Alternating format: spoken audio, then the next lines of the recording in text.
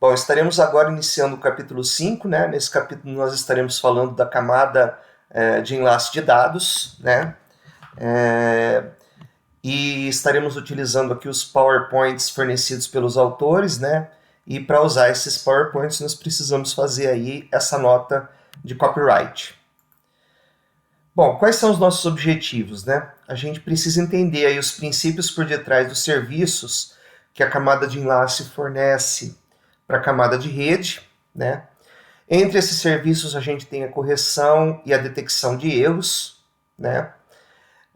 A gente tem também os vários tipos de enlace, né? A gente tem enlaces ponto a ponto e enlaces com múltiplos acessos, tá? Nós estaremos discutindo esses tipos de enlace e os respectivos protocolos. A gente vai falar também do endereçamento da camada de enlace. Vamos falar também da rede Ethernet, com o seu protocolo CSMA/CD, das LANs virtuais. Falaremos também das redes data center e das várias tecnologias que são utilizadas, né, na camada de enlace, como elas são implementadas, como elas são instanciadas, a forma que é feita essa implementação. Nós veremos que a camada de enlace, por exemplo, ela é implementada em hardware, né? Então nós vamos falar dos diferentes tipos de hardware que implementam a camada de enlace, tá? Então, iremos começar, né, com a detecção e correção de erros, né? Na camada de transporte, a gente tem a questão da detecção de erros e da correção de erros a partir da soma de verificação, ou checksum, né? Só que a detecção que é feita na camada de enlace, ela é diferente, né? Ela é baseada no Cyclic Redundancy Check, né? Checagem de redundância cíclica, né? Que é um algoritmo chamado também de algoritmo polinomial. Então nós iremos estar estudando esse algoritmo aqui durante essa aula, né? Falaremos dos protocolos de acesso múltiplo, como o ALOA e o CSMA/CD, né? E o CSMA/CA.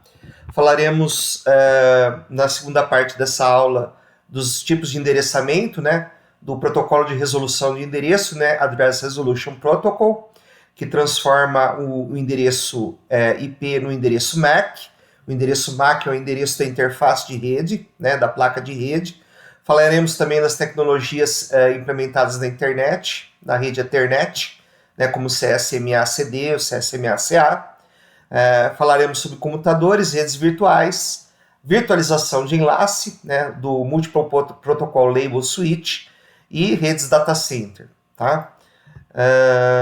E no final dessa aula nós iremos terminar nosso curso falando aí o que acontece com um pacote, né, desde a sua saída da camada de aplicação até a chegada na outra camada de aplicação da outra máquina. Ok? Então, qual que é a função básica da camada de enlace, né? A camada de enlace, ela tem a responsabilidade de transferir datagramas de um nó para um nó fisicamente adjacente através de um enlace, né?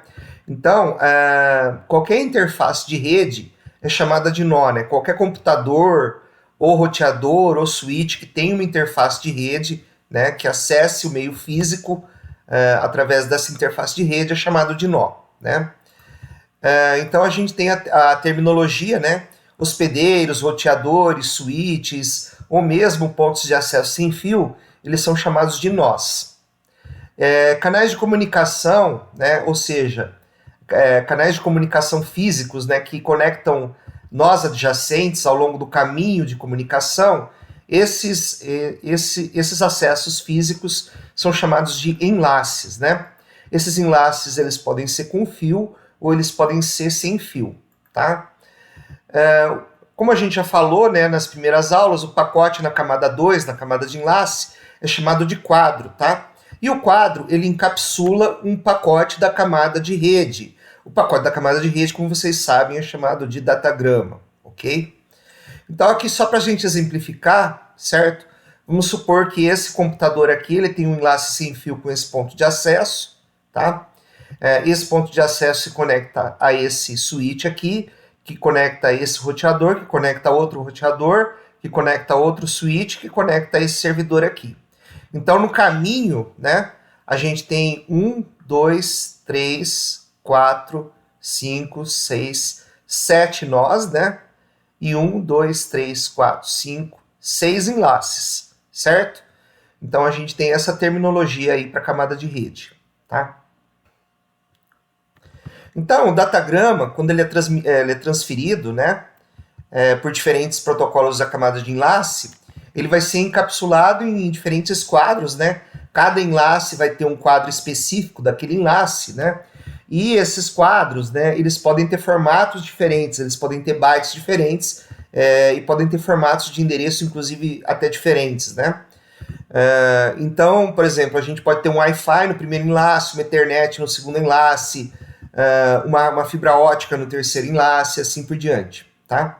Então, cada protocolo de enlace vai proporcionar diferentes serviços e podem ter diferentes formatos de quadro, tá? Lembrando que o pacote na camada de enlace, ele é chamado de quadro, tá?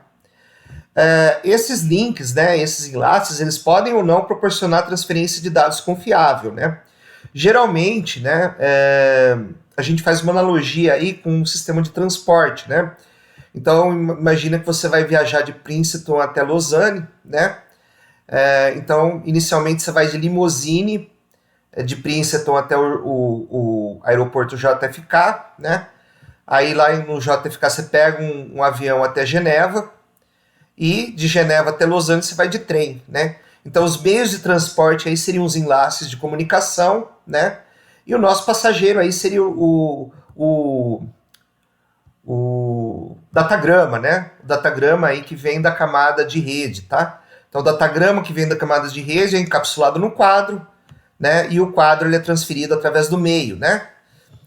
Então o turista aí no caso seria o datagrama, o meio de transporte seria o enlace de comunicação, o modo de transporte, o protocolo da camada de enlace, e o agente de viagem seria o algoritmo de roteamento, tá? Bom, então vamos falar aqui dos serviços, né, proporcionados pela camada de enlace, né? O encapsulamento do datagrama num quadro, tá? O encapsulamento de um datagrama num quadro é chamado de enquadramento, tá? O que é feito no enquadramento? É adicionado o cabeçalho, né? No cabeçalho a gente tem o endereço MAC, que é o endereço Medium Access Control, também conhecido como o endereço da camada de enlace, né? E a gente tem um trailer aí que normalmente vai comportar o CRC, que é o Cyclic Redundancy Check, né? Que é o que vai proporcionar a gente poder fazer a checagem de erro, ou seja, ver se esse quadro ele sofreu algum erro durante a transmissão, né?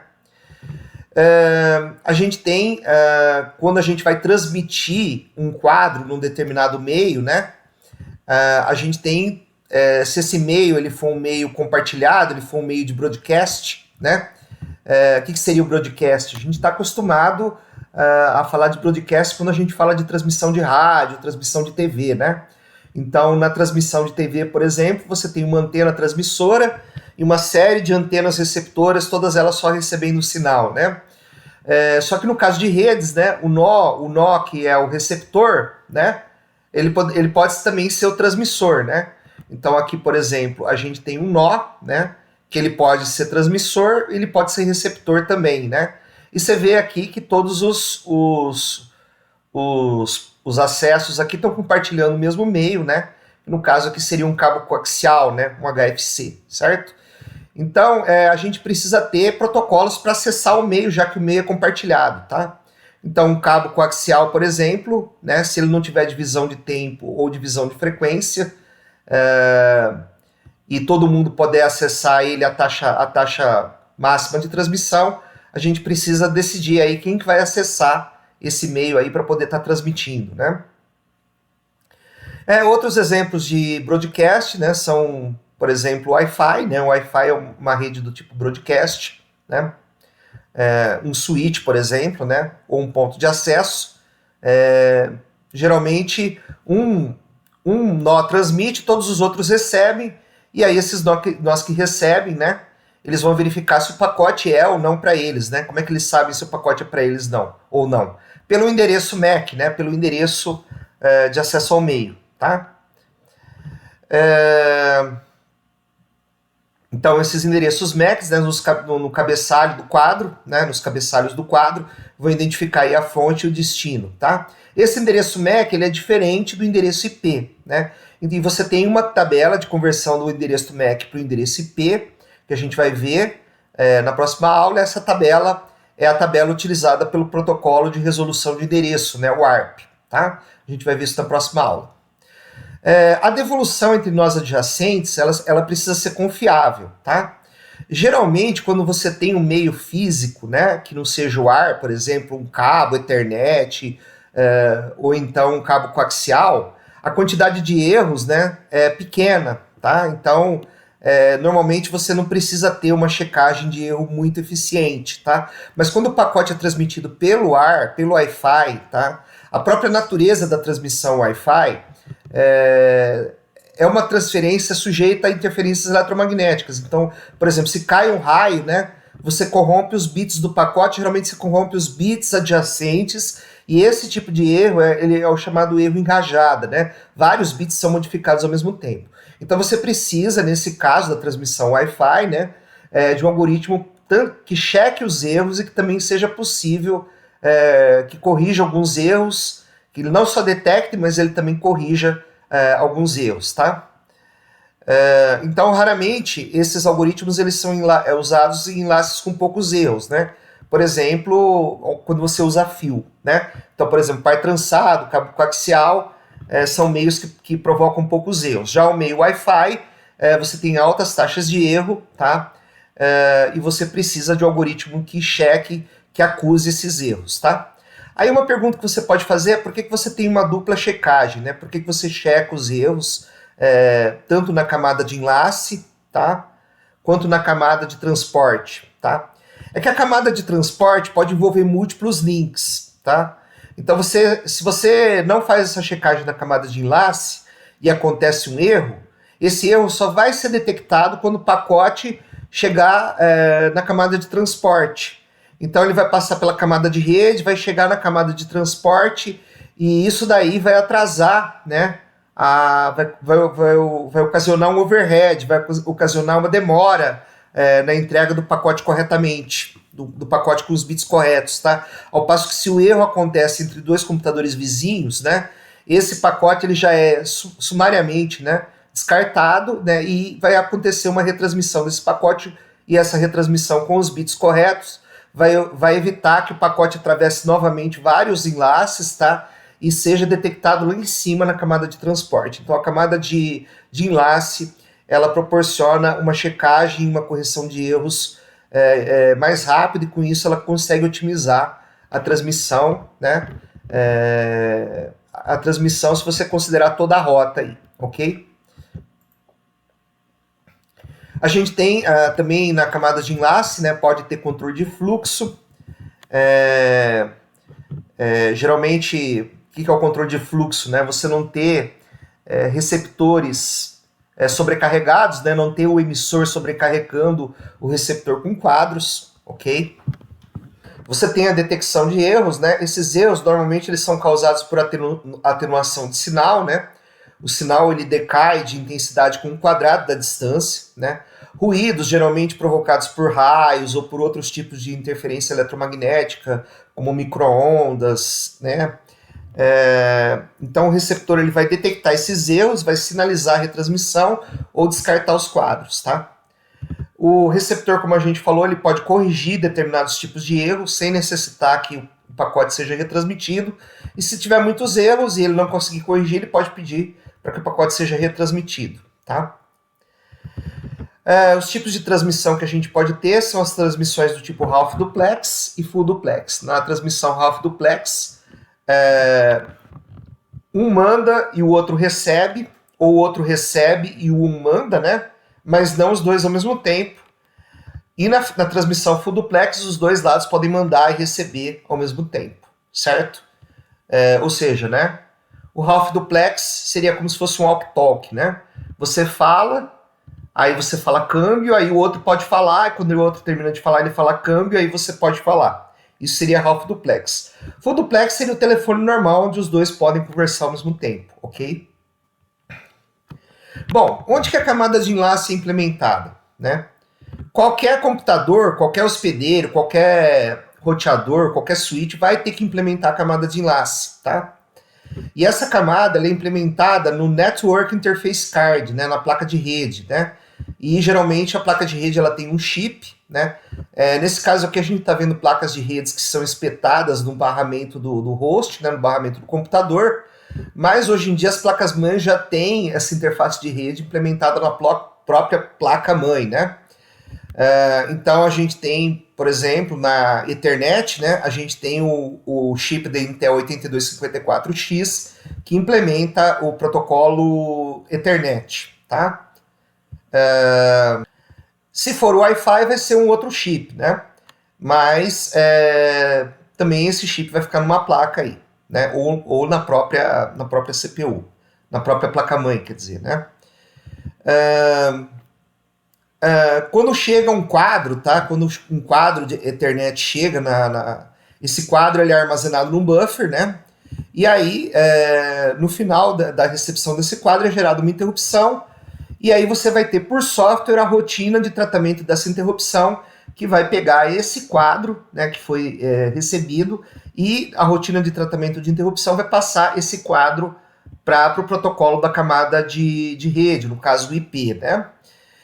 Então você vê que a camada de enlace ela é justamente a interface entre o hardware e o software, né? Você tem uma parte de hardware que recebe ou envia o quadro, e você tem uma parte de software que é o tratamento da interrupção gerada pela chegada de um quadro, né?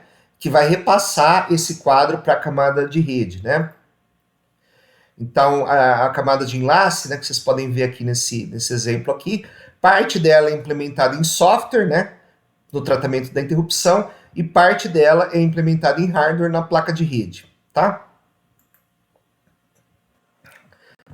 Bom, aqui a gente tem um exemplo, né, de duas interfaces de redes se comunicando, né? Então, a camada de rede aqui vai passar um datagrama para a camada de enlace, né? A camada de enlace, você vai ter uma chamada ao sistema operacional aí que vai encapsular esse datagrama aí num quadro, né? E essa interrupção de software aí vai colocar um cabeçalho aqui, um cabeçalho da camada de enlace aqui, né? E esse pacote ele vai ser transmitido aqui via camada física aqui, né? Por esse meio de transmissão aqui que está em azul, certo? O que o lado emissor vai fazer? A interrupção de software vai encapsular o datagrama num quadro, né? E vai mandar isso daqui para o driver da placa de rede, né? Esse driver da placa de rede vai adicionar bits de checagem de erro e vai fazer uma transferência de dados confiável, vai fazer o controle de fluxo, etc, né? Esse quadro ele vai ser transmitido, né, pela camada física, vai chegar aqui na placa de rede, né? A placa de rede vai procurar esses erros, né? Ou seja, a última coisa que foi feita, né? Foi feita pelo hardware aqui, que foi a checagem de erros, foi a montagem do CRC, né? Quando esse datagrama chegar aqui, vai ser feita a checagem do CRC e vai verificar aqui se esse quadro tem erros. Se tiver erros, ele vai ser descartado. Se não tiver erros, vai ser gerada uma interrupção, certo? E na rotina da interrupção, esse datagrama vai ser passado para a camada de rede, tá? Então, vai se extrair o datagrama e passar para a camada de cima, que no caso é a camada de rede, do lado receptor aí, ok? Bom, vamos ver agora como que é feita a detecção de erros, né? Os bits corretores de erros são chamados de Error Detection and Correction Bits, tá? Esses bits eles vão acrescentar redundância no quadro, tá? Então eles vão pegar um quadro com D bits de dados, né? E vão acrescentar mais alguns dados aí que vão fazer a checagem de erros, tá? Essa checagem pode envolver ou não campos do cabeçalho, tá? Então, geralmente, quando você você pega esses bits, você gera esses bits de checagem de erros, você inclui, no caso da camada de enlace, você inclui também campos de cabeçalho, tá? Então, esse datagrama ele tem D bits de dados, né? E você vai acrescentar aqui um EDC, né? São bits redundantes aí para fazer a checagem de erro, tá? Isso daí vai ser transmitido para o enlace, tá? Esse enlace ele pode alterar tanto os bits de dados quanto os bits de detecção e correção de erros, tá? E lá no receptor ele vai verificar todos os bits estão ok, né? Se não estiverem ok, você vai ter um erro detectado. Se estiverem ok, você vai passar o datagrama para a camada de rede, tá? É lógico que assim como a soma de verificação, que a gente viu que acontece no protocolo TCP, a detecção de erros não é 100% confiável, tá? Pode ser que o protocolo deixe passar alguns erros, né? Normalmente, se o protocolo ele detecta um erro, né? Por exemplo, uma paridade par, né? Se você tiver 2 bits com erro, né? A paridade pode dar par também. Então, geralmente, se a detecção for por paridade, por exemplo, você pode ter um pacote que ele achou que não tinha erro, mas ele passou esse pacote para frente, né? Como se ele não tivesse erros. Lógico que esse erro ele vai ter que ser detectado em algum momento, geralmente pela camada de transporte, mas ele vai ser detectado, tá? Bom, então como é que é feita a detecção e correção de erros, né? Uma das formas de você detectar erro é pelo bit de paridade, né? O que seria o bit de paridade? É um bit que você acrescenta ao pacote, que ele pode ser 0 ou 1, de forma que o número total de uns seja par ou ímpar, né? No caso, um bit de paridade par faria com que o número de uns fosse um número par, né? Então vamos contar quantos uns tem nesse pacote. Tem 1, 2, 3, 4, 5, 6, 7, 8, 9. Então nós queremos um número de bits par. Então nós vamos colocar o número 1 aqui, né? Seria o bit de paridade para que o total dê 10, né? E a gente tem um número par de bits. Isso é chamado de paridade par, tá? A paridade poderia ser ímpar para o número de bits ser 1, tá? Para o número de bits ser ímpar, né? Então aqui a gente tem a paridade par aqui, né? No caso. Se a gente fizer um esquema bidimensional, tá? Em que você pega os D bits de dados e divide em D linhas, né? Ou seja, né, divide em blocos de D dados, né? E em linhas de J colunas, né? Sendo que I vezes J vai ser D, né? Dzão. E você coloca a paridade tanto na linha quanto na coluna. Isso permite que você não só detecte o erro, como você corrija o erro, né? Então vamos pegar um exemplo aqui de um pacote sem erros, né? Nesse caso aqui, ó, a gente tem a gente tem 3 uns aqui, a gente coloca o bit 1 aqui, né? Para dar 4. Aqui a gente já tem 4, coloca 0. Aqui a gente tem 3, coloca 1. Aqui a gente tem apenas um 1, a gente coloca mais 1 aqui. A gente tem 2 aqui, coloca 0. 3 aqui, coloca 1. 2 aqui, coloca 0. 2 aqui, coloca... 2 aqui... deveria ser 0 aqui, né? Enfim, né? Aqui o slide ele tá zoado aqui, né? O autor errou aqui, tá? Mas tudo bem, vamos trocar um bit aqui, né? Vamos supor, né, que você mudou esse bit aqui, você mudou de 1 para 0. O que vai acontecer, tá? Estamos falando aqui só da ideia, né? Se você observar, ó, aqui é 1, aqui é 1, aqui é 1, e aqui é 0. Então nós temos 3 bits aqui, a gente tem um erro de paridade nessa linha aqui. E nessa coluna aqui, ó, a gente tem apenas um 1, né? Aqui a gente tem um erro, né, de paridade também, certo? A gente tem um erro de paridade aqui também, certo? Então, o que aconteceu aqui, né? A gente detecta que o erro está exatamente nesse bit aqui, que é a intersecção da linha com a coluna, ok? A gente também tem uma outra forma de detectar erros, tá? Essa forma, a gente vai fazer só uma revisão aqui, porque a gente já viu essa forma de detecção e correção de erros no protocolo TCP, né? O TCP ele faz uma soma, né? A gente pega lá, divide os dados em D bits de dados, né? Por exemplo, D bits de dados, cada um com K bits, né? Então a gente tem D bits de dados no pacote, a gente divide esses D bits de dados em grupos de K bits, né? No caso do TCP, K vale 16, tá? E aí a gente pega esses 16 bits aí, soma eles, né? Faz uma soma aí, né? Essa soma depois é invertida, então é uma soma em complemento de 1, tá? E essa soma em complemento de 1 compõe o checksum, né? Então quem manda vai computar o checksum e quem recebe também vai computar o checksum, né? Então o emissor ele vai tratar o conteúdo do segmento, que pode ser o DP ou TCP, incluindo o cabeçalho, né?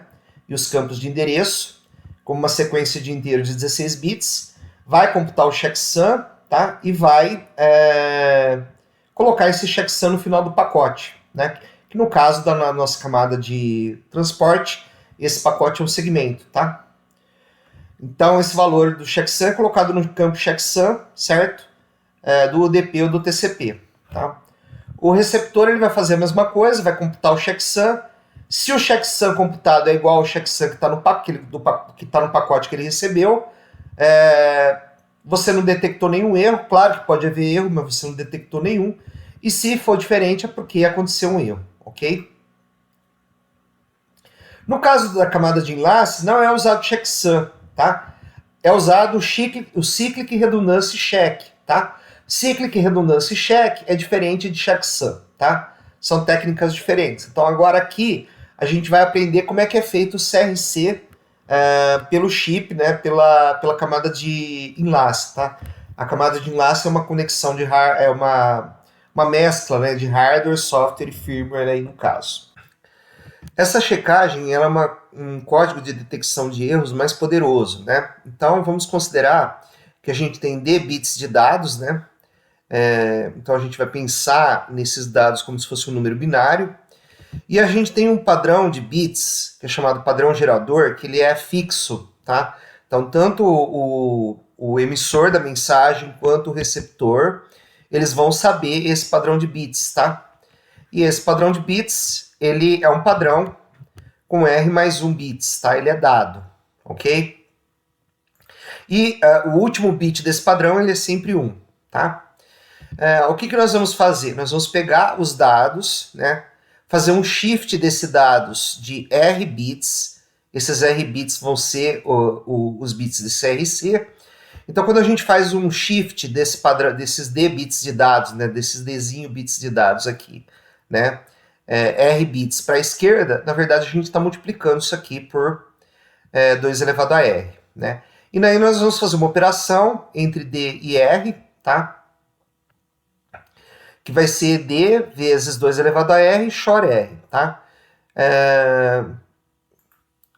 Beleza. Como que a gente vai escolher o R, tá? A gente vai escolher R bits de CRC, tal que, vamos chamar esse produto, esse DR aqui de produto de D, produto escalar de D por R, né? Tal que esse produto escalar de D por R seja exatamente divisível por G mod 2, tá? Bom, como é que isso daí é feito, né?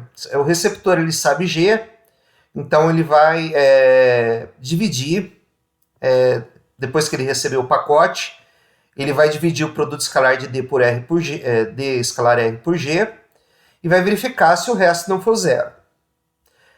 Se o resto não for zero, ele tem um erro detectado, tá? Esse tipo de verificação de erro é poderosa porque ela pode verificar, dependendo do R que você escolher, erros de rajada. O que são erros de rajada? Erros em bits sucessivos, né?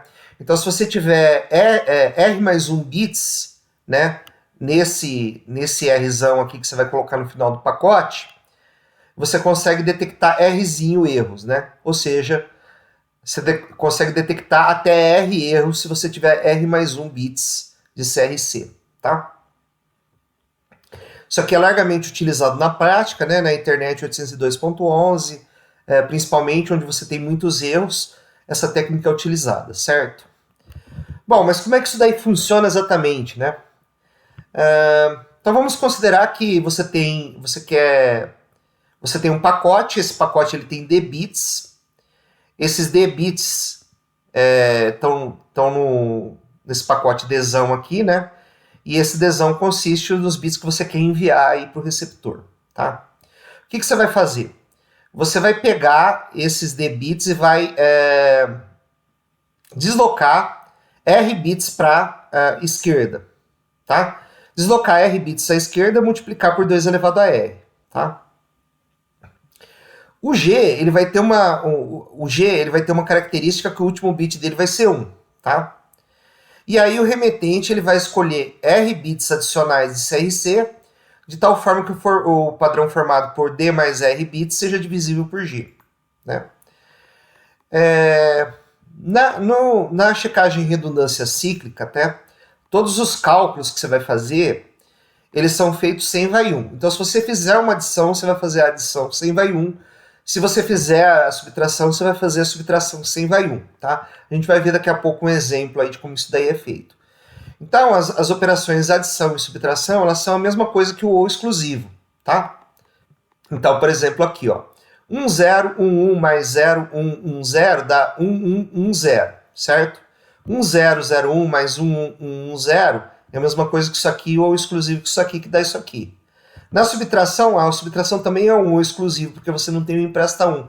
Então, a adição e subtração, elas são a mesma operação, tá? E a multiplicação e a divisão é a mesma coisa, tá? Que você faz na base 2, tá? Só que você não empresta nem toma emprestada casas, tá? Então vamos ver como é que funciona essa técnica, né? O que você quer? Você quer escolher um R, né? Tal que D vezes 2 elevado a R, XOR R, de N vezes G, N vezes o padrão gerador. Se a gente fizer um XOR dos dois lados aqui, né? A gente vai ver que D vezes 2 elevado a R, XOR R, é N vezes G, XOR R, tá? Como o XOR é associativo, o que você tem aqui do lado esquerdo é D vezes 2 elevado a R, XOR R, XOR R. Só que R, XOR R dá zero, né? E se você faz alguma coisa XOR com zero, vai dar essa alguma coisa, tá? Então, D vezes 2 elevado a R é NG XOR R, certo? Então, na verdade, você consegue obter o R, né? Justamente porque o R ele é o resto da divisão de D vezes 2 elevado a R, né, por G. G é o padrão gerador, né? Certo? Isso vai dar um quociente que é N, né?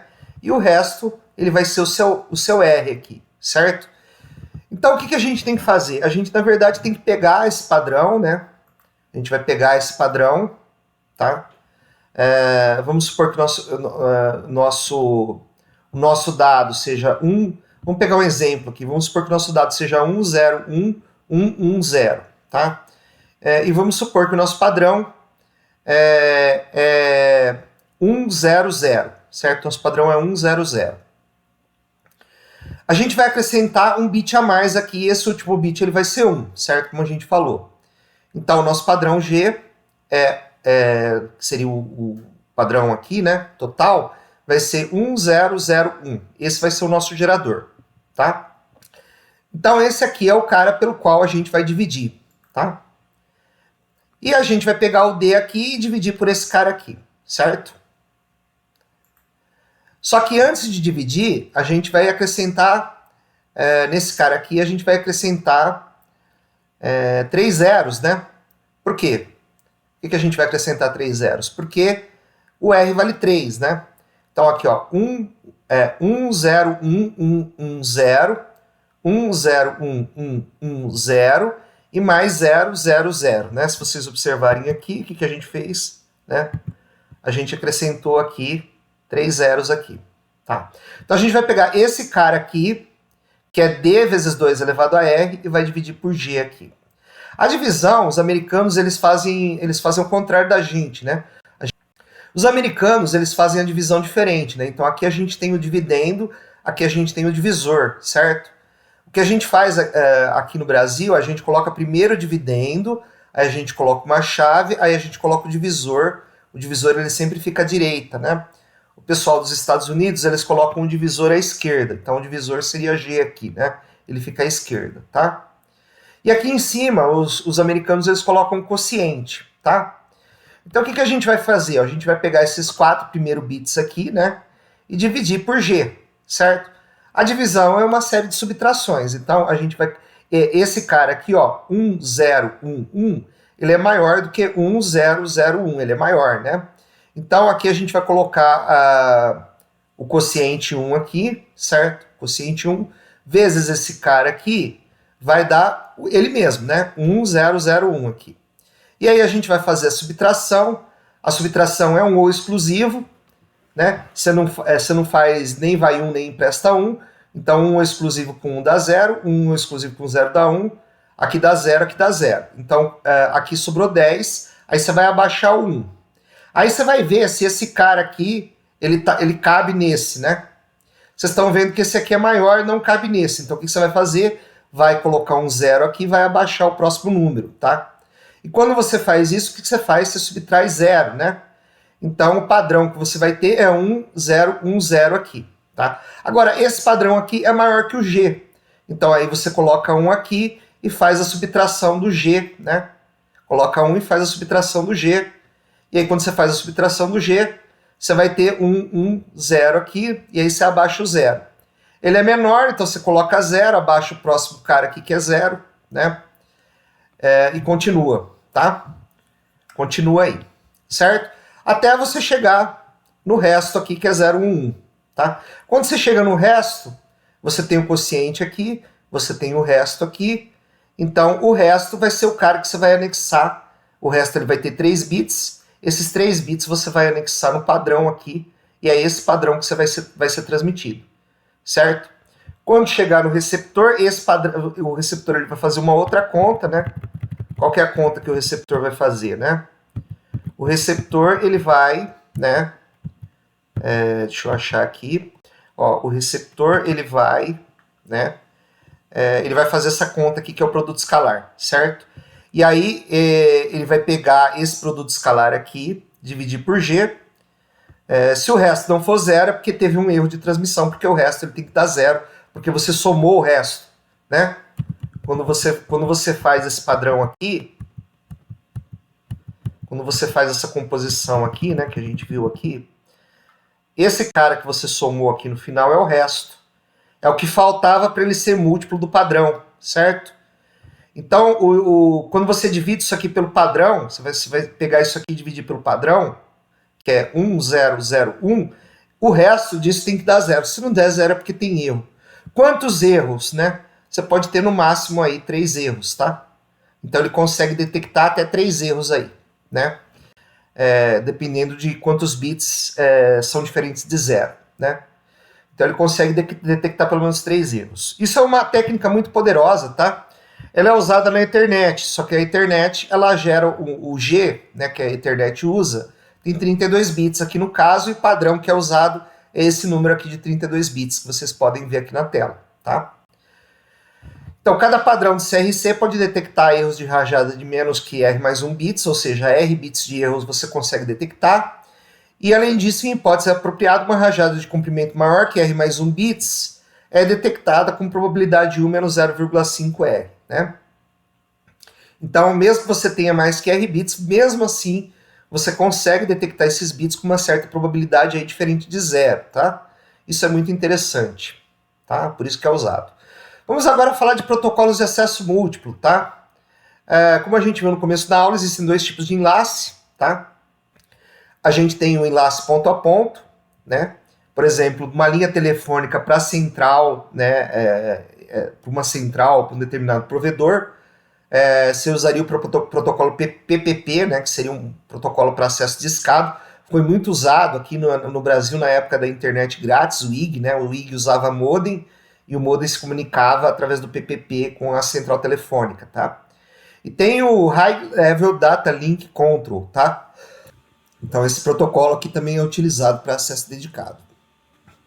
Quando você tem difusão, o que seria difusão, né? Difusão seria, por exemplo, vários computadores usando o mesmo cabo coaxial, né? E acessando e mandando um pacote para outro computador por esse cabo coaxial, né? Seria a Ethernet é moda antiga, né? Quando você tem, por exemplo, transmissão sem fio, né? Tanto aqui a antena quanto a antena pode transmitir e receber, e os computadores aqui eles podem transmitir e receber, né? Então você tem uma difusão aí a partir do meio sem fio, tá? Um ponto de acesso, mesma coisa, um satélite, a mesma coisa. E, por exemplo, a acústica do ar seria compartilhada por humanos numa festa, por exemplo, num coquetel, né? Todo mundo falando ao mesmo tempo, compartilha aí o mesmo meio, tá? Então, isso aqui seriam exemplos de meio compartilhado, tá? Meio compartilhado. Quando você tem o meio compartilhado, você tem que ter um protocolo para o acesso ao meio, tá? Esse protocolo de acesso ao meio, nós vamos discutir dois protocolos aqui, que é o ALOA e o CSMA, tá? Nós vamos falar desses dois. Então aqui a gente pode pensar, né? Como é que seres humanos desenvolvem protocolos para compartilhar o canal de difusão, por exemplo, o ar, né? Todo mundo vai ter a oportunidade de falar, né? Não fale até que alguém fale com você, ou, por exemplo, alguém pergunte alguma coisa para você. Não monopolize a conversa, não fique falando o tempo todo, né? Dê espaço para as pessoas falar, né? Quando você tiver uma pergunta a fazer, você levanta a mão, né? Quando uma pessoa estiver falando, você não interrompe, né? Se uma pessoa estiver falando, você não dorme, né? Geralmente os alunos dormem na aula, mas isso não é uma coisa muito legal de fazer, tá? Então a gente tem vários aí protocolos para lidar com um canal compartilhado, no caso seria o nosso ar, tá? No caso dos protocolos de acesso múltiplo, tá? A gente tem um único canal de difusão compartilhado, né? Então duas ou mais transmissões simultâneas, se duas pessoas falam ao mesmo tempo, por exemplo, você tem uma interferência, né? Essa interferência tem um nome técnico de colisão, tá? Então, por exemplo, se duas pessoas estão falando ao mesmo tempo, a terceira pessoa não vai entender nada porque as duas estão falando. Por quê? Porque as palavras, os sons, eles vão se embaralhar, né? Então, os sons eles vão se embaralhar, a pessoa não vai conseguir entender nada. A mesma coisa acontece com sinais elétricos no ar, por exemplo, ou num cabo coaxial, ou num cabo de par trançado, por exemplo, né? Que é o que é usado na internet, tá? Então, para isso, você precisa do quê? De um protocolo de acesso múltiplo, tá? Esse algoritmo, ele é um algoritmo distribuído, ele pode ser centralizado ou distribuído, mas normalmente na internet, quando a gente fala de CSMA, ele é distribuído. Então, todos os nós, né, que estão acessando o link, eles vão rodar o mesmo algoritmo, tá? E esse algoritmo ele determina quando que o nó pode transmitir, tá? Veja que qualquer técnica de controle que você queira fazer, né, e você esteja usando o canal, essa técnica de controle vai precisar usar o canal, né? Por exemplo, vamos supor que você fala assim, ó, eu só posso transmitir quando eu tiver um determinado aviso de que está na hora de transmitir. Esse aviso que está na hora de transmitir, que por exemplo, poderia ser um pulso de uma determinada frequência ou um aviso lá que está no canal, né? Ele vai usar o próprio canal para avisar os outros nós de que é tempo para transmitir, por exemplo, tá? Então não existe um canal fora da banda utilizado para transmissão, para você poder coordenar. Ou seja, não existe um canal de dados e um canal de controle. Se as duas informações elas têm que estar juntas porque é um único canal, tá? Então essa coordenação ela tem que ser feita usando esse único canal, beleza? Então como todos os nós têm a capacidade de transmitir quadros, né? Mais do que dois quadros podem ser transmitidos ao mesmo tempo, tá? Então, dois quadros sendo transmitidos ao mesmo tempo, eles vão colidir. O que é colidir? Os sinais elétricos eles vão se misturar, né? E quando isso acontece, todos os nós, os nós envolvidos, transmitem quadros ao mesmo tempo, né? E esses quadros eles colidem, né? E todos os receptores eles vão enxergar o ruído, que não vai fazer sentido para nenhum dos receptores, tá? Então, em geral, quando há uma colisão, nenhum dos nós receptores consegue perceber algum sentido nos quadros que foram transmitidos. De certo modo, os sinais dos quadros que colidem, né, ficam inextricavelmente embaralhados, tá? Eles embaralham e não tem nada que possa desembaralhá-los, tá? Isso foi muito estudado, tá? Tem centenas de papers aí, né, que o pessoal que publicou aí, estudando esses protocolos de acesso múltiplo, tá? E, normalmente, não se conseguiu, assim, um protocolo perfeito que aumentasse a banda de transmissão do canal ou a capacidade ou a eficiência do canal para valores próximos de 100%. Normalmente você sempre vai perder alguma banda de sinal, tá? Quando você tem acesso múltiplo. Então, os protocolos de acesso múltiplo, eles se dividem em protocolos de divisão de canal, protocolos de acesso aleatório e protocolos de revezamento. Os protocolos de divisão de canal, tá? A gente pode colocar aí o ALOA, né?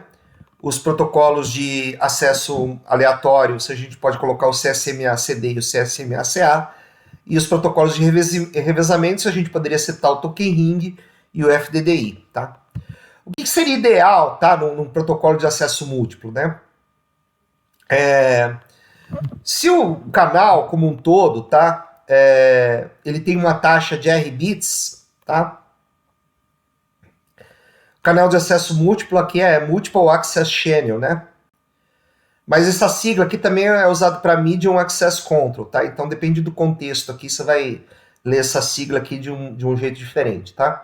Então o que seria desejável, né? Num canal de acesso múltiplo com taxa total de R bits por segundo.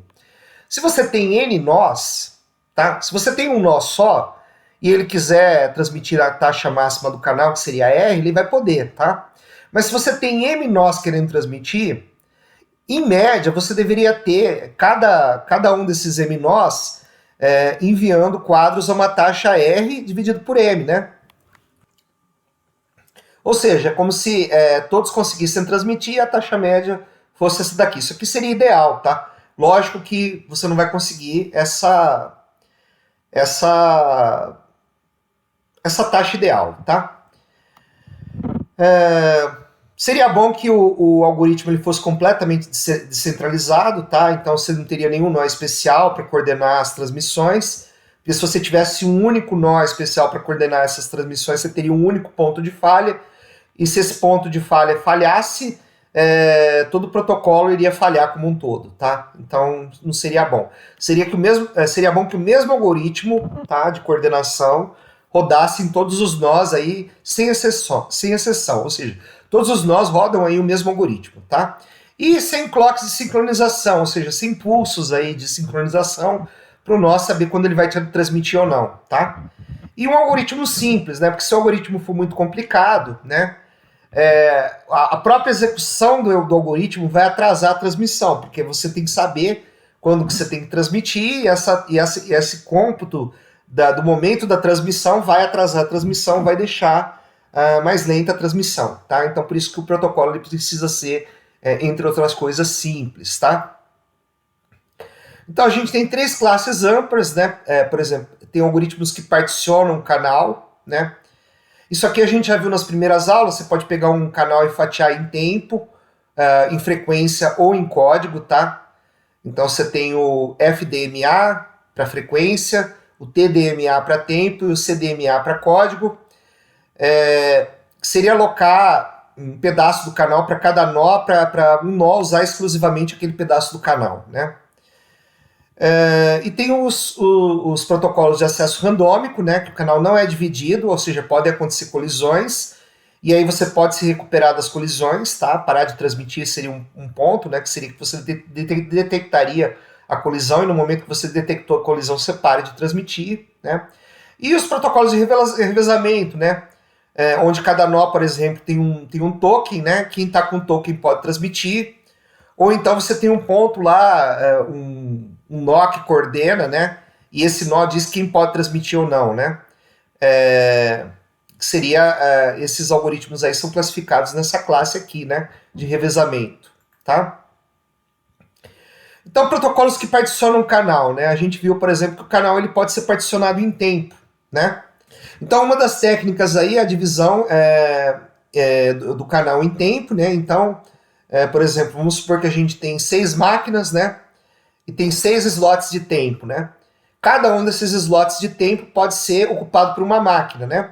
Então, normalmente, o tempo para você transmitir um pacote, tá?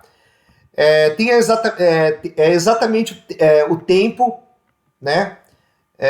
Que aquele quadro leva para ser transmitido, né? Então, o pacote na camada de enlace, ele é chamado de quadro, então o tempo que você vai dar por slot é exatamente o tempo que o quadro leva para ser transmitido.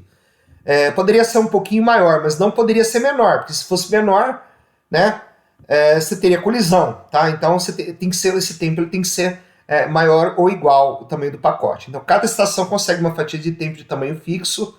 O tamanho, tamanho do tempo, né? Tamanho a gente pensa em espaço, né? Mas vamos falar aqui, o tamanho da unidade de tempo aqui, né? Seria o tempo de transmissão do pacote em cada rodada, tá? Então, em cada rodada, se você tem 6 máquinas, você tem 6 slots, certo? As fatias não usadas, elas se tornam inativas e geralmente um quadro todo é transmitido em uma fatia de tempo. As fatias que não são utilizadas, as fatias de tempo que não são utilizadas, elas são perdidas, né? Então elas ficam inativas, aí elas são perdidas, tá? Então, por exemplo, aqui a máquina 1, a 3 e a 4 transmitiram, né? Aqui a máquina 1 e a 3 e a 4 transmitiram de novo, né? Só que a máquina 2, a máquina 5, né? Não transmitiram. Então, né? Como elas não transmitiram, esse tempo foi perdido. Qual que é o problema, né? Quais são as vantagens e desvantagens, né? No TDMA, como você está dividindo em tempos, né? Cada tempo lá você dá um clock, né? A máquina que quer transmitir recebe esse clock e transmite, né? Então não tem colisões, né? Cada nó ganha uma velocidade de transmissão de R sobre N bits, né? Só que essa velocidade ela não pode ser maior que R sobre N bits, tá? Então, um nó, mesmo que você tenha, por exemplo, como você tem aqui, né? Slots vazios, né? Slots idle, né? Você não pode aumentar a taxa de transmissão aqui. Você não pode, por exemplo, o nó 4 não pode ocupar mais tempo, né? Porque esse slot aqui está reservado para o nó 5, né?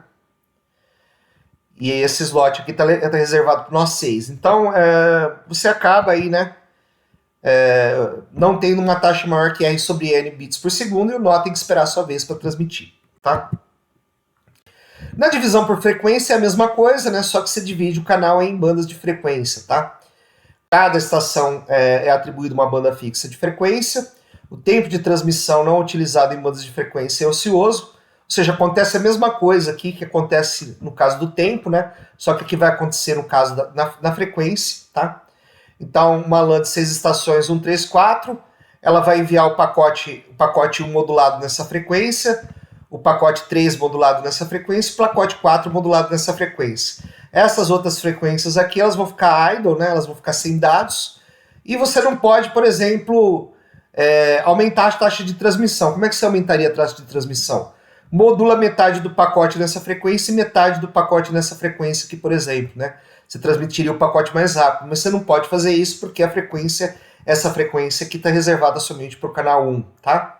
Então aqui você também elimina colisões, né? Cada nó ganha uma velocidade de transmissão de R sobre N bits por segundo, a velocidade também é limitada, e as frequências que não são utilizadas, elas ficam ociosas. A gente tem uma outra técnica, tá, chamada de CDMA, né? Code Division Multiple Access, tá? Em que você tem uma espécie de codificação usando o produto escalar, e depois você tem uma soma de bits, tá aí, né? Cada bit, cada um dos pacotes codificado com um certo vetor, né? E esses vetores, eles são ortonormais. Então, como eles são ortonormais, se você fizer o produto escalar depois, você consegue recuperar os códigos que você usou para mandar, tá? Essa é a ideia geral, tá? A gente vai discutir isso no próximo capítulo.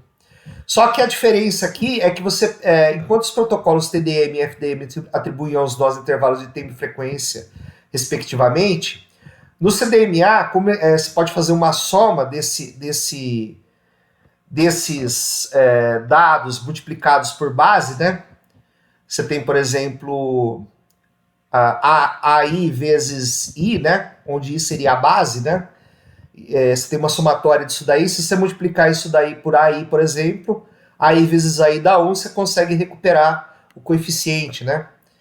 Então, cada nó usa seu código exclusivo para codificar os bits de dados que envia, e no receptor, tá? Você pode todos os receptores recebem a soma, e aí eles vão fazer o produto escalar com o valor que foi obtido aí, né? E vão conseguir recuperar o coeficiente que era o pacote, tá? Então, eles têm a maravilhosa propriedade de permitir que nós diferentes transmitam simultaneamente, não haja colisão, né?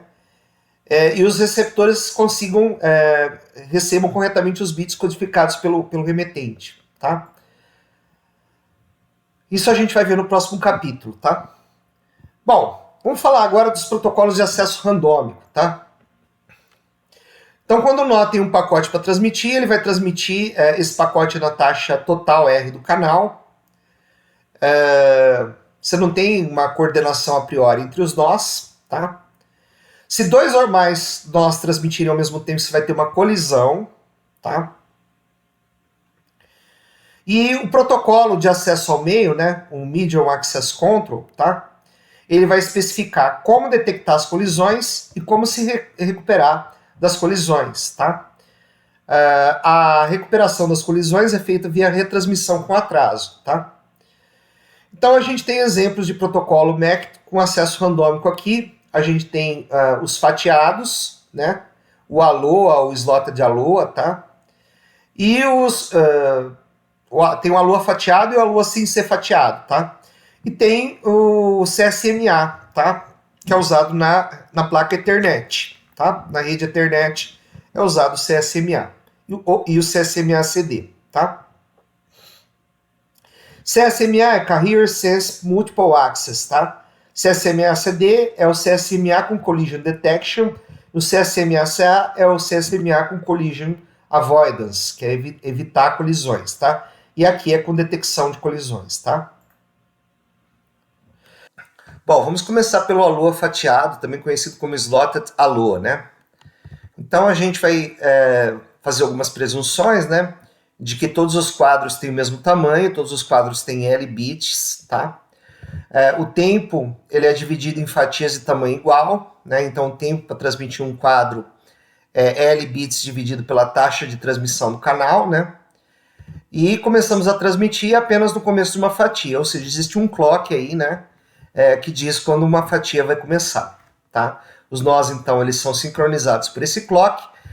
Se dois ou mais nós transmitirem na fatia, todos os outros nós eles vão detectar a colisão, tá?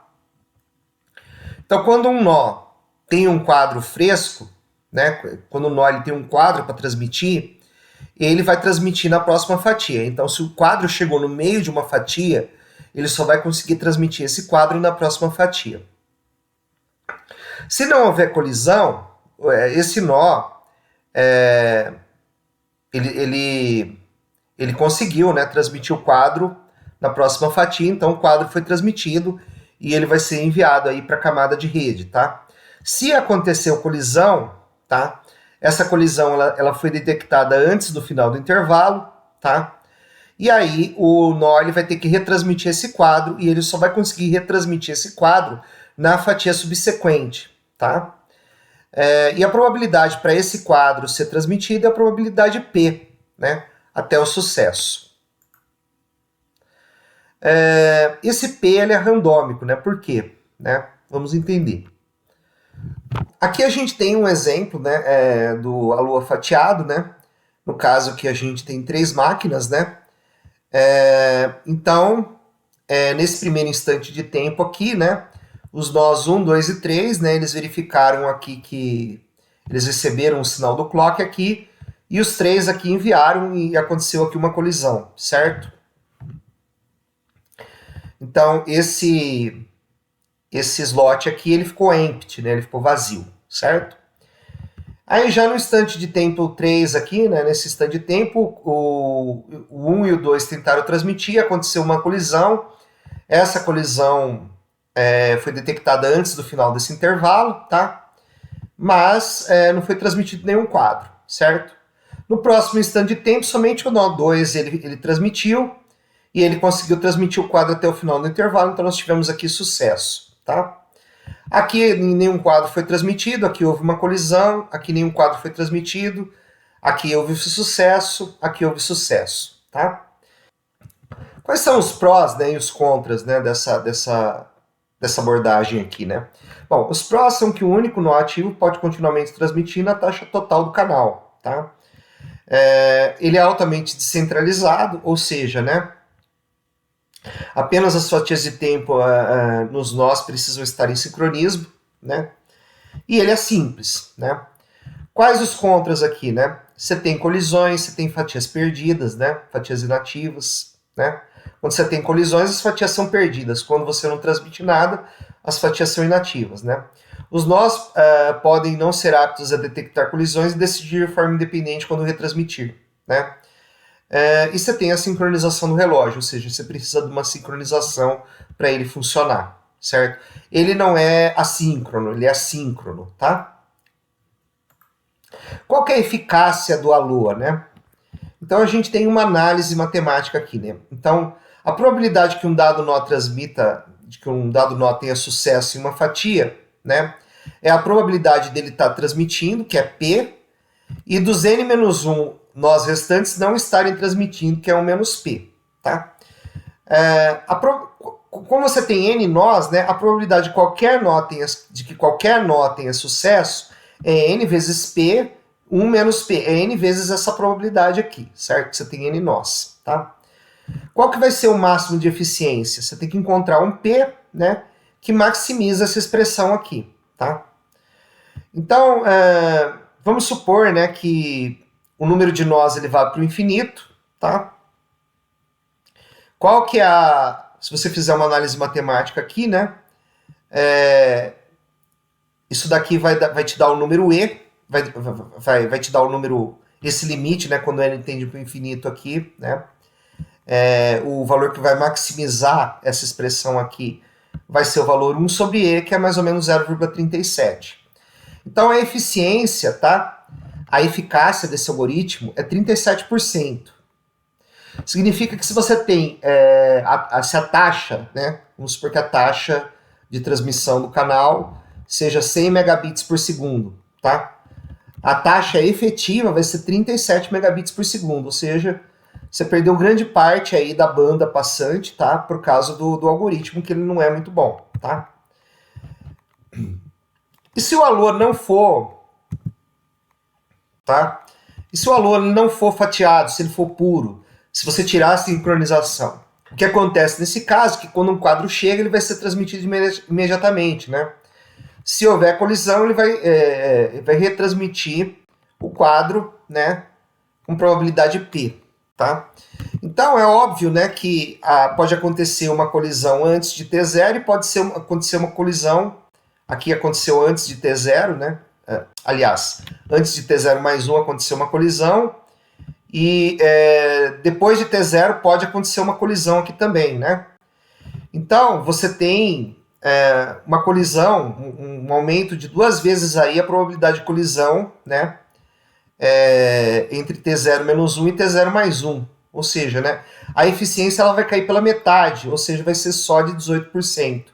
Então, o ALOA puro, obviamente, ele vai ter uma eficiência aí menor do que o ALOA fatiado, tá? Mas o protocolo mais utilizado atualmente, né, na rede Ethernet é o CSMA, tá? Como que funciona o CSMA? A ideia do CSMA é você escutar antes de transmitir. Mas escutar o quê? Escutar o meio, tá? Como vocês sabem, né, para você transmitir um sinal no meio, você tem que ter o quê? Uma portadora, tá? Então, se você observa o meio e você só detecta a portadora, né? Você só escuta a portadora, que é um sinal de frequência fixa, tá? Significa que não tem nada sendo transmitido, tá? Então, quando não tem nada sendo transmitido, a gente diz que o canal ele está em idle, tá? E se o canal estiver ocupado, tá? Você vai esperar pela transmissão, tá? Bom, então se o canal estiver ocupado, ou seja, né, se você não detectou só a portadora, tá? Você detectou alguma frequência diferente da portadora, o sinal está ocupado, então você vai esperar para transmitir o pacote. Esperar o quê? Esperar o canal ficar livre, né? Esperar você ver só a portadora novamente, tá? Qual que seria a analogia humana? Você não interromper ninguém, né? Não interromper os outros, tá? Mas mesmo você sentindo se o canal está ocupado ou não, tá? Mesmo você sentindo aí que o canal ele está livre, né? E você começando a transmitir com o canal livre e o outro vendo que, por exemplo, o canal está ocupado e não transmitindo, mesmo assim pode acontecer colisão por um motivo que a gente vai falar daqui a pouco, tá? E se acontecer a colisão, você deveria ter um meio de detectar a colisão, tá? Que é o collision detection, tá? Esse collision detection faria com que as detecções elas fossem detectadas dentro de um tempo curto. E aí, né, se você detectou uma colisão, não tem por que você continuar transmitindo o pacote, porque ele vai ser perdido. Então aí você vai ter um desperdício do canal, tá? E vai diminuir a banda passante do seu canal. A detecção de colisão, ela é fácil quando você tem uma rede com fio, mas no meio sem fio, no meio wireless, a detecção de colisão é mais difícil, tá? O que seria uma analogia humana com a colisão? Você começou a falar, uma outra pessoa começou a falar junto, você para de falar. E a outra pessoa também para de falar, tá? Isso seria a analogia humana com a detecção de colisão, tá? Agora, a pergunta que não quer calar, né? Por que as colisões elas podem acontecer se você está sentindo a portadora, né? Você viu lá que só tem a portadora, aí você começa a transmitir, né? E por que acontece a colisão nesse caso, tá? Porque a gente tem o atraso de propagação, né? Como que funciona isso, tá? Vamos supor, então, né, que essa máquina aqui, ela sentiu a portadora, viu que só tem a portadora e começou a transmitir no tempo t0, tá? Essa máquina aqui, ela no tempo t1 aqui, ela também sentiu que não tem portadora, mas por quê? Porque os dados que começaram a ser modulados aqui, começaram a ser transmitidos, não chegaram até essa máquina. O que essa máquina está enxergando é apenas a portadora, né? Essa máquina aqui, se ela olhar o meio, ela vai ver que é o sinal modulado. Não é só portadora, é o sinal modulado. Então, ela consegue ver, mas essa aqui não consegue, né? O que vai acontecer no T1? Essa daqui vai começar a transmitir também. Nesse tempo aqui, ó, que não está representado um valor aqui na figura, mas é um tempo aqui, ó, um tempinho depois, já acontece a colisão aqui, tá? E o que é a colisão? Todos os dados, todos os bits e bytes aqui, eles ficam embaralhados, tá? E você não sabe, quem está observando aí não consegue ver sentido nenhum nesses bits que estão no ar aí, certo? Esses bits que estão no ar aí não faz o menor sentido, tá? Para quem está recebendo, tá?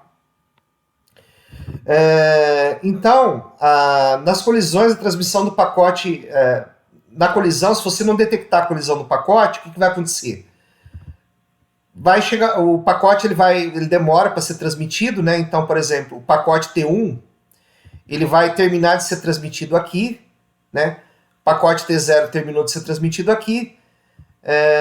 Você tem todo esse espaço de tempo aqui perdido, né? Então, isso daí é ruim, né? Você perdeu a largura de banda aí, né? Depois que o pacote foi transmitido, né? Depois de um certo tempo, o pacote, se você deixar o pacote continuar a ser transmitido, vai ter parte do pacote aqui que não vai sofrer colisão e parte desse outro pacote aqui que também não vai sofrer colisão, certo? Mas você perdeu tempo, porque metade do pacote é inútil, né? Você transmitiu só metade do pacote sem colisão aqui, isso daqui não tem sentido nenhum, você precisa transmitir o pacote inteiro. Então, qual que é o objetivo aqui? É você detectar a colisão assim que ela aconteça, tá? E quando você detecta a colisão, você aborta a transmissão do pacote, tá? Então você para de transmitir os dois pacotes aí, tá? Então, como é que funciona o algoritmo CSMA-CD da internet, tá? A placa de rede recebe o datagrama da camada de rede e vai criar o quadro, né? O NIC vai sentir o canal, tá? O NIC é a placa de rede, tá?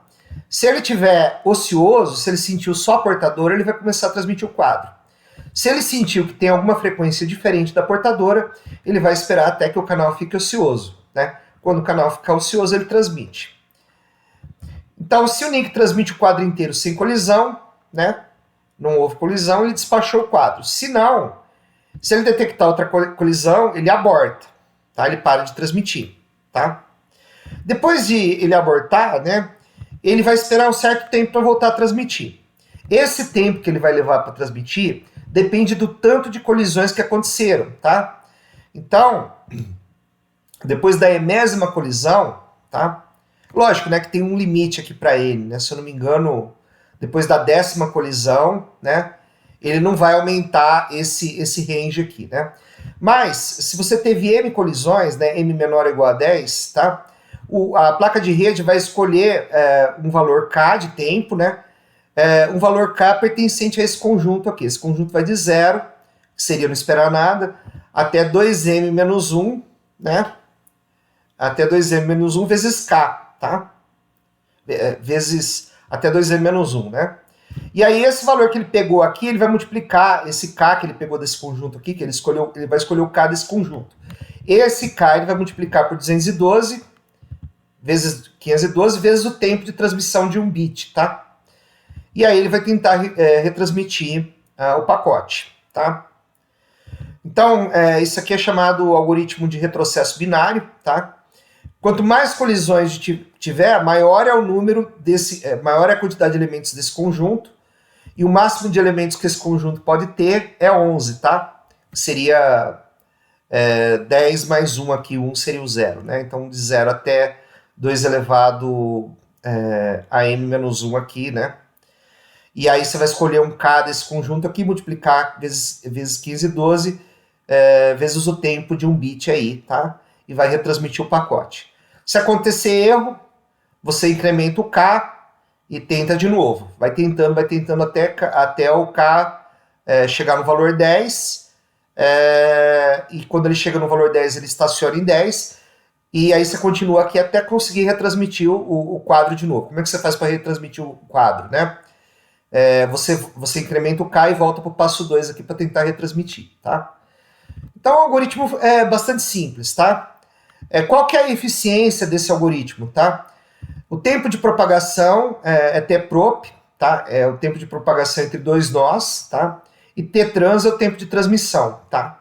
Então a eficiência demonstra-se, né? A gente não vai fazer isso aqui, mas por uma análise matemática, demonstra-se que a eficiência é 1 dividido por 1, mais 5 vezes o tempo de propagação dividido pelo tempo de transmissão, tá? Se o tempo de propagação vai para 0, tá? A eficiência vai para 1, né? E se o tempo de transmissão for para o infinito, a eficiência também vai para 1, tá? Então, é uma performance melhor que o ALOA, é simples, é barata e é descentralizada, tá? Então, é o melhor dos mundos aí, tá? E aí a gente tem o terceiro tipo aí de protocolos MAC, que são os protocolos de revezamento, tá? Eles compartilham o canal eficientemente, de modo justo, com alta carga. Eles são ineficientes em baixa carga, tá? Então o atraso é 1 sobre n vezes a largura de banda, né, se você tem apenas um nó ativo, tá? Então eles desperdiçam bastante banda aí se você tem muitos... você tem baixa carga. O que seria baixa carga? Um nó só transmitindo, né? Se um só nó está te transmitindo, a eficiência vai ser 1 vezes a taxa de transmissão, 1 dividido por n, né? Então você vai perder bastante banda aí. Então, o protocolo de revezamento, né, ele é o melhor dos dois mundos, né? Por quê? Porque no protocolo MAC, né, os protocolos MAC, eles são eficientes em baixa carga, tá? Mas com alta carga acontecem muitas colisões, né? Então, eles conseguem evitar essa quantidade grande de colisões aí, certo? Vamos falar aqui de alguns protocolos, né? Um dos protocolos seria o polling, né? Que seria a seleção, né? Então, esse aqui é um mestre, ele vai convidar uma dessas máquinas aqui para enviar, né? Para uma delas transmitir um certo número de quadros, depois ela vai mandar outra transmitir, depois ele vai mandar outra, tá? Então, ele vai passar um poll aqui, né? Então, ele recebe os dados aqui, depois ele vai mandar um poll para essa máquina vai transmitir. Então, o mestre ele fica sempre selecionando uma máquina para transmitir, tá? Então, esse tipo de protocolo aqui é um protocolo usado, por exemplo, no Bluetooth, tá? Como você tem uma seleção antes, tá? De quem vai transmitir, você tem uma latência. O que é latência? É o atraso na seleção, tá? E se esse cara, que é o mestre, falhar, o sistema todo falha. Então, você tem um único ponto de falha aqui, né? E você também tem a sobrecarga de polling, né? A sobrecarga de polling vai diminuir também a taxa de transmissão, tá? Você tem um outro tipo de protocolo, que é o protocolo usado em redes FDDI e redes Token Ring, tá? São dois tipos de redes diferentes, tá? Como funciona esse protocolo? Você tem um token, que seria uma permissão, né? E quem está com o token pode transmitir, né? Então, inicialmente, só essa máquina aqui pode transmitir, mas daí ela passa o token para essa máquina, tá? Ela não tem nada para enviar, então ela passa o token para a próxima máquina.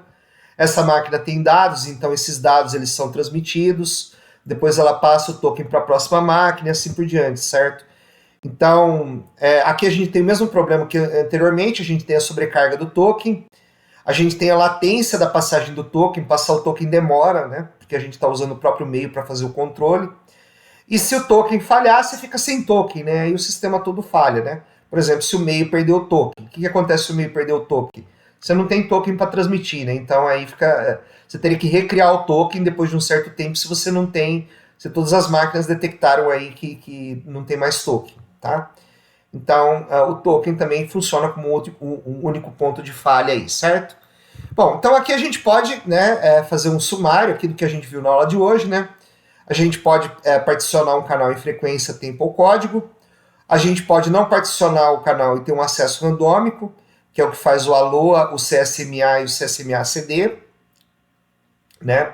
O CSMA-CD é usado na Ethernet, e o CSMA-CA, que é o Collision Avoidance, é usado na 802.11, que é a rede Wi-Fi. Tá? Só que esse aqui é um pouco mais complicado, por quê? Porque em rede sem fio é difícil detectar colisão, então o que você faz é evitar a colisão aqui, certo? E por último, os protocolos que revezam quem vai transmitir, né, que no caso o polling, a partir de um sítio central, né, que seria quem vai decidir qual máquina transmitir, e as redes Bluetooth, FDDI e Token Ring, né, através da passagem de tokens, aí, que seria um anel de tokens, onde quem tem o token transmite, quem não tem o token espera a sua vez, ok? Então é isso daí, pessoal. Até a próxima aula e bons estudos.